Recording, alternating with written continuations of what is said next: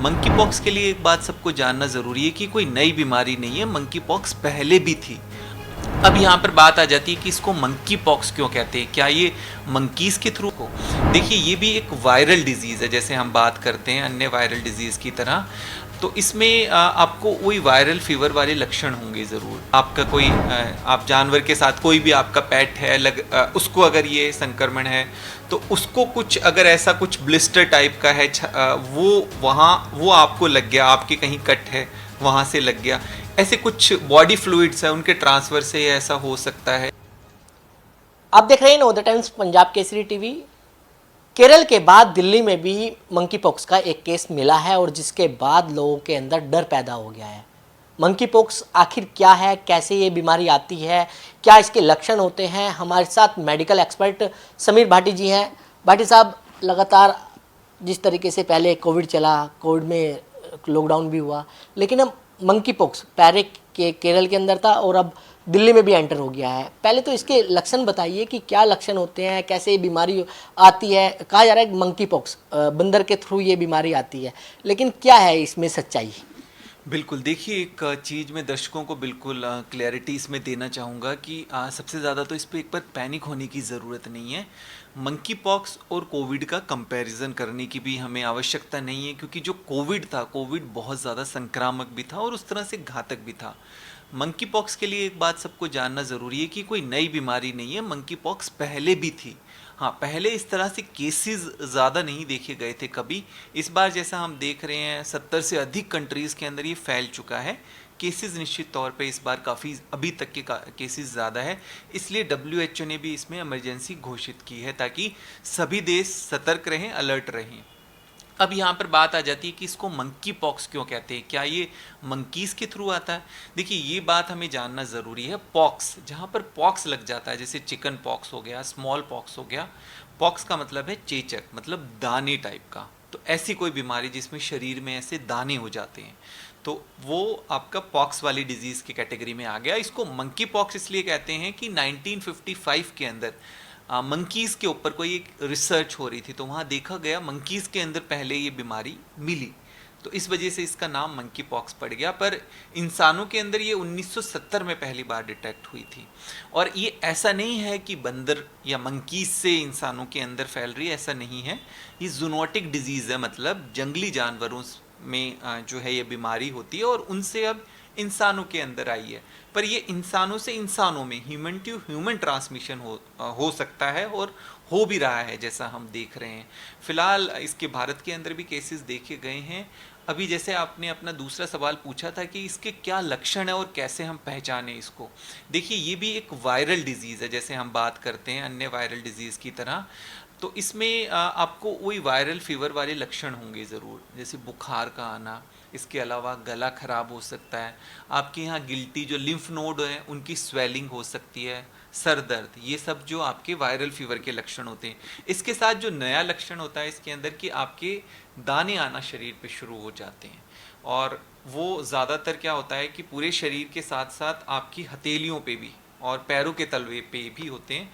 तो ये इम्पॉर्टेंट ज़रूरी है कि इस तरह के लक्षण इस सीज़न में अगर किसी को दिख रहे हैं तो इसके लिए तुरंत वो अपने डॉक्टर से संपर्क करें। लेकिन सर, जिस तरीके से कोविड फैलता था कि जो अपना लावा होता है उसके जरिए फैलता था, क्या इसका ये क्या फैलता कैसे है आपस में? बिल्कुल बिल्कुल, देखिए जो आपने इसके संक्रमण की बात की है, किस तरह से फैलता है, इसके फैलने का सबसे ज़्यादा महत्वपूर्ण, ये किसी भी बॉडी फ्लूइड से फैल सकता है। मतलब अगर कोई संक्रमित जानवर है उसको हुआ है तो उसके ज़रिए इंसान को ये फैल सकता है कि आपका कोई आप जानवर के साथ कोई भी आपका पेट है उसको अगर ये संक्रमण है तो उसको कुछ अगर ऐसा कुछ ब्लिस्टर टाइप का है वो आपको लग गया, आपके कहीं कट है वहाँ से लग गया, ऐसे कुछ बॉडी फ्लूइड्स है उनके ट्रांसफ़र से ऐसा हो सकता है।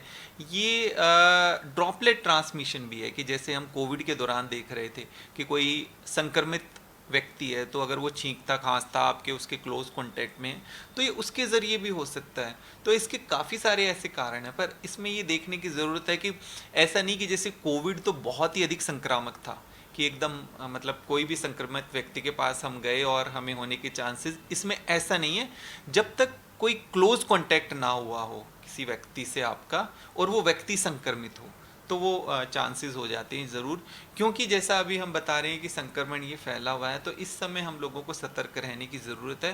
ख़ास तौर पे हमें ध्यान देने की ज़रूरत है। जैसे हम विदेश की बात करें कि काफ़ी सारे देशों में फैला हुआ है, तो ऐसे जो हाई रिस्क वाले कंट्रीज़ है जिनका हमें पता है कि इन कंट्रीज़ में ज़्यादा है, तो वहाँ अगर हम लोगों का ट्रैवल होता है तो हमें विशेष तौर पे ध्यान देने की ज़रूरत है। लेकिन सर, जिस तरीके से दिल्ली में जो केस मिला है, उसकी तो कोई ट्रैवल हिस्ट्री भी नहीं है। बिल्कुल बिल्कुल, देखिए आपने कोविड के दौरान एक टर्म सुना होगा कि कम्युनिटी स्प्रेड, है ना। जब ऐसी कोई हिस्ट्री भी नहीं है कि बाहर से आया है, तो अभी ये कम्युनिटी के अंदर हो सकता है, ज़रूरी नहीं अब जिस भी पर्सन को हुआ है वो बाहर गया है या नहीं गया है, पर वो कोई ऐसे कॉन्टैक्ट से मिला हो जो किसी और कॉन्टैक्ट से मिला हो, तो इसलिए इसमें भी कॉन्टैक्ट ट्रेसिंग बहुत ज़रूरी है। इसलिए देखा गया है कि जिसको भी संक्रमण हुआ है वो पिछले दिनों में किन किन से मिले हैं, उन पर्सनस का भी सबका टेस्ट होता है, तो वो टेस्ट करने के बाद फिर आगे देखते हैं। पर अभी इसमें ये इम्पॉर्टेंट आ जाता है कि सोर्स क्या है, कहाँ से किसको हुआ है, वो जानना ज़रूरी है। तो इसलिए इसमें भी वही प्रक्रिया जैसा कोविड में कि कॉन्टैक्ट ट्रेसिंग किया और पता लगाया गया कि कहाँ से किसको हुआ था, और वो सब लोग जो जो कॉन्टैक्ट में आए उन सब लोगों की भी फर्दर जो है जांच प्रक्रिया हो रही है, और इसके सैंपल लेके भेजे गए हैं ताकि एक बार ये पता लगाया जा सके कि ये कहाँ से स्प्रेड हुआ है। बट इसमें अभी कुछ टाइम तक ये यही चलेगा कि हम कॉन्टैक्ट ट्रेस करें, सर्विलेंस करें, ताकि हम रोक पाएँ। पर इसमें बार बार मैं यही बताना चाहूँगा कि ये जो हम जिस भी इस तरह के प्रोग्राम करते हैं, ये किसी भी तरह का पैनिक क्रिएट करने के लिए नहीं है, ये सिर्फ लोगों को राइट नॉलेज देने के लिए है, उनको अवेयर करने के लिए, ताकि वो सतर्क रहें किसी भी तरह की बीमारी को लेकर। सर, टेस्टिंग की अगर बात करें तो टेस्टिंग की प्रक्रिया क्या है इसकी? हाँ, टेस्ट के लिए देखिए ये उस तरह का कोई आम टेस्ट नहीं है कि हमें कोई किसी तरह का फीवर हुआ और हमने कहा कि अपना मंकी पॉक्स टेस्ट करा लें किसी भी लैब के अंदर। ये सरकारी जगह पर ही अभी उपलब्ध है, जैसा एनआईवी पुणे के अंदर, और अब एम्स में भी इसकी सुविधा उपलब्ध हो जाएगी। और इसको आप ऐसे जाके, आपको अगर इस तरह के सिम्टम लगते हैं तब आप सरकारी अस्पताल में जाके बता सकते हैं, और वहाँ से फिर इसका सैम्पलिंग लिया जाएगा। और इसका टेस्टिंग का मेथड, जैसे कहीं पर भी हमारे शरीर के अंदर इस तरह के चकते दाने होते हैं, वहाँ से फिर ये सैंपल लिया जाता है। और इसका टेस्ट वैसे ही है जैसा कोविड का टेस्ट होता था, पीसीआर जिसको हम कहते हैं, उसी तरह का टेस्ट होता है। और ज़्यादा इसमें समय नहीं लगता रिपोर्ट आने के अंदर। तो टेस्टिंग के लिए अभी फ़िलहाल कोई आम आप प्राइवेट लैब में या सेल्फ टेस्ट घर पे इस तरह से नहीं कर सकते। सर, ये फैलता जैसे जैसे फैलता है तो फैलने के कितने दिन बाद ये अपना रूप दिखाने लग जाता है? बिल्कुल बिल्कुल, इसमें ये हुआ कि हमें संक्रमण हुआ और संक्रमण के बाद लक्षण कितने दिन में आते हैं, क्योंकि कई बार संक्रमित हो जाता है व्यक्ति और उसको पता भी नहीं लगता है, क्योंकि संक्रमित होने के बाद लक्षण आने में समय लग जाता है। तो वो 5 से लेके 13 दिन तक का समय होता है, 6 से 13 दिन भी हो सकता है, कई बार 21 दिन भी लग जाते हैं लक्षण आने के अंदर। तो इसलिए कई बार ये होता है कि काफ़ी सारे लोग हैं, हो सकता है वो संक्रमित हो और उनको अभी तक लक्षण भी ना आए हों, तो ऐसी भी चीज़ हो सकती है। पर इसमें एक जो अच्छी बात है वो ये है कि अगर ये बीमारी उतनी ज़्यादा खतरनाक नहीं है जैसा हमने बताया, 2-3 हफ्ते लग जाते हैं, 3 हफ्ते कम से कम ठीक होने के। हाँ देखिए, अब इसमें इस तरह से हम इसको समझ सकते हैं कि किन लोगों के लिए थोड़ा ये ज़्यादा हम कह सकते हैं कि प्रॉब्लम हो सकती है। जैसा हमने सुना कि जो हमारा स्मॉल पॉक्स की वैक्सीन लगी हुई थी, ये 1980s तक वैक्सीन लगी हुई थी, तो जिनका 1980 के बाद जितने भी लोग हैं उन लोगों को स्मॉल पॉक्स की ये वैक्सीन नहीं लगी हुई थी, जो जिनको, क्योंकि जो स्मॉल पॉक्स की वैक्सीन है वो इस पर 85% तक कारगर है, पर अभी वो उसकी उपलब्धता नहीं है उस वैक्सीन की। तो जिन लोगों को लगी है, तो 1980 से पहले जो लोग थे जिनकी उम्र अभी 45-50 के करीब होगी, तो जो इसमें एल्डरली लोग हैं, आप ही मान के चलिए कि उन सबका तो इम्यूनाइजेशन हुआ, उनको लगी हुई है पहले से वैक्सीन। पर जिनकी उम्र 40 से कम है, यहाँ पर वो वनरेबल है। जबकि हम कोविड में बात कर रहे थे कि जो एल्डरली लोग हैं उनको ज़्यादा, यहाँ पर यंग लोगों को ज़्यादा प्रॉब्लम है। तो इसलिए दर्शकों को बताना चाहूँगा कि यूथ, यंग लोग ऐसा ना समझे कि हम लोग तो हेल्दी हैं, हम लोग तो स्वस्थ हैं। उन लोगों को भी पूरी तरह से इस चीज़ को लेके सावधानी बरतने की ज़रूरत है, और अभी तक कोई इसकी उस तरह से स्पेसिफिक वैक्सीन उपलब्ध नहीं है हमारे पास। सावधानी किस तरीके से बरते, मतलब मास्क, क्योंकि कोविड में तो मास्क देखा है। हाँ देखिए, मास्क वाली सावधानी तो बरत ही सकते हैं आप, क्योंकि जैसे मैंने बताया ड्रॉपलेट इन्फेक्शन से होता है। इसके अलावा भी आपको साफ़ सफाई का ध्यान रखना, और जैसे मैंने आपको बताया कि आपको डाउट लग रहा है जहाँ पे संक्रमण फैला हुआ है, तो वहाँ पे अगर आपको बहुत ज़्यादा ज़रूरी नहीं है तो उस तरह के आप ट्रैवल से बचें। ऐसा कोई भी लक्षण वाला आपको लग रहा है व्यक्ति, तो वहाँ पर आपको थोड़ी सावधानी बरतने की ज़रूरत है। किसी भी ऐसा आपको आपका पेट है या कोई भी ऐसा पेट एनिमल है या कोई भी ऐसा जानवर जिसमें आपको लग रहा है कि इसमें इस तरह की कोई बीमारी के लक्षण है या बीमार है, तो वो भी आपको उस चीज़ से भी आपको बचाव करना है।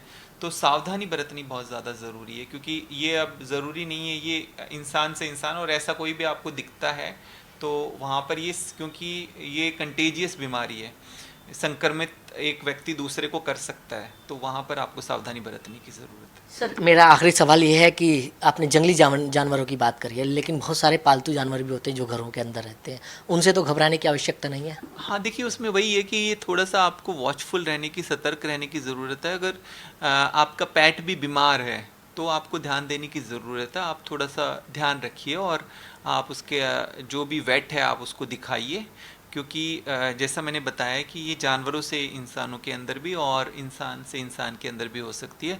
तो आपका डिजीज्ड एनिमल अगर उसको कोई बीमारी है तो आप उसको वेट से संपर्क करें, और आपको सावधानी पूरी बरतने की ज़रूरत है। साफ़ सफाई का आप इसके अंदर विशेष ध्यान रखें। तो बिल्कुल साफ सफाई का विशेष ध्यान रखें, ये कहना है मेडिकल एक्सपर्ट समीर भाटी का। दिल्ली से कमल कुमार कंसल, नवोदय टाइम्स, पंजाब केसरी टीवी।